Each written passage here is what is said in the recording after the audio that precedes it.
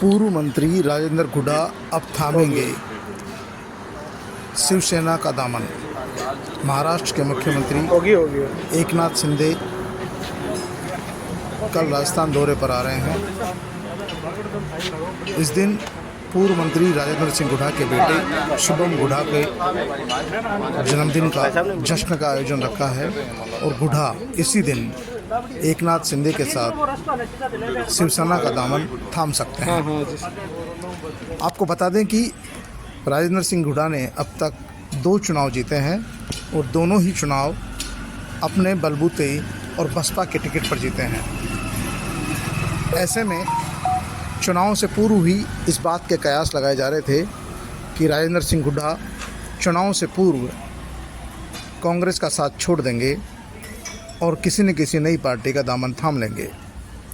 चुनाव से पहले ही उन्होंने जिस तरह के आरोप सरकार पर लगाए, मुख्यमंत्री अशोक गहलोत पर लगाए, पूरी सरकार को कटघरे में खड़ा कर दिया। लाल डायरी के चलते आज विपक्ष को एक बड़ा मुद्दा दे दिया और अब उनका साफ कहना है कि किस नाक से वो वोट मांगने जाएंगे। न किसी नेता की मेहरबानी से बना। हमारी जनता डायरेक्ट राजेंद्र गुढ़ा को सपोर्ट करती है, डायरेक्ट है। हमारा नौजवान डायरेक्ट मुझे सपोर्ट कर रहा था और यह सही बात है कि राजेंद्र सिंह गुढ़ा किसी की मेहरबानी से मंत्री नहीं बने और विधायक नहीं चुने गए। वो अपने दम पर और समीकरणों के बलबूते बसपा के टिकट पर ही 2 बार विधानसभा पहुंचे हैं।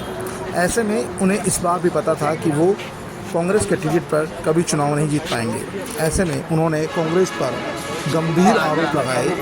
लाल डायरी में भ्रष्टाचार का मुद्दा उठाकर पूरी की पूरी सरकार को कटघरे में खड़ा कर दिया। ऐसे में अब उनका एकनाथ शिंदे के साथ शिवसेना का दामन थामने का प्लान है। से कि हम राजस्थान की विधानसभा में बैठ के उनके लिए अच्छे फैसले करेंगे। वहाँ बैठ के उनके साथ अन्याय नहीं होने देंगे। रोज पेपर आउट हो रहे हैं। कौन बनाता है आरपीसी के मेंबर को? कौन बनाता है? कौन चेयरमैन को कौन बनाता है? आरपीसी के मेंबर पकड़े जाते हैं, पेपर बेचते हुए, सेंटर बिक जाते हैं, पेपर आउट हो जाते हैं। नौजवान के साथ क्या कर दिया हमने? क्या 18 से नौजवान 36 का नौजवान छोड़ेगा क्या? नहीं। क्या हम राजस्थान के हिंदुस्तान में नंबर 1 नहीं हो गए महिला दुष्कर्म में? यूपी की 24-25 करोड़ पॉपुलेशन, हम उनसे आगे नहीं निकल गए 7.5 करोड़ वाले महिला दुष्कर्मों में? क्या हम किस मुंह से बहन बेटियों के पास जाएंगे? क्या हम मणिपुर की बातें करें? हमारे क्या नहीं हो रहा महिलाओं की? कल गुढ़ा का कहना है कि 4.5 साल में रोज पेपर आउट हो रहे हैं। महिला दुष्कर्म और महिला अत्याचारों के मामले में हम देश में सबसे आगे हैं। उत्तर प्रदेश में 24 करोड़ की आबादी है और हमारे यहाँ पे 7.5 करोड़ की आबादी, और इसके बावजूद हमारे यहाँ लगातार अपराध बढ़ रहे हैं। ऐसे में हम किस मुंह से वोट मांगने जाते? इसीलिए कांग्रेस पार्टी से पीछा छुड़ाना ही बेहतर रहा।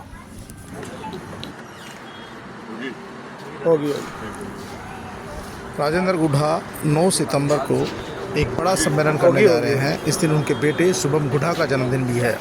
पिछली बार जब उनके बेटे का जन्मदिन था तो मुख्यमंत्री अशोक गहलोत मुख्य अतिथि थे। आधा दर्जन राजस्थान सरकार के मंत्री भी अतिथि के तौर पर मौजूद थे।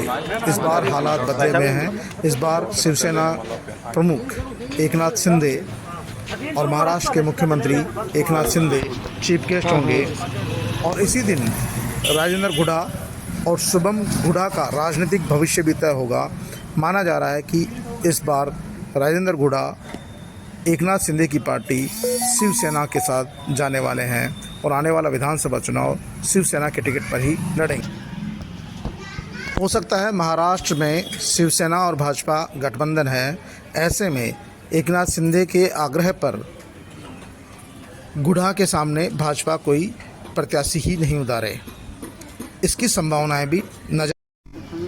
विधानसभा चुनाव के दौरान एकनाथ शिंदे के आग्रह पर भारतीय जनता पार्टी हो सकता है गुढ़ा के सामने भाजपा का कोई उम्मीदवार ही नहीं उतारे।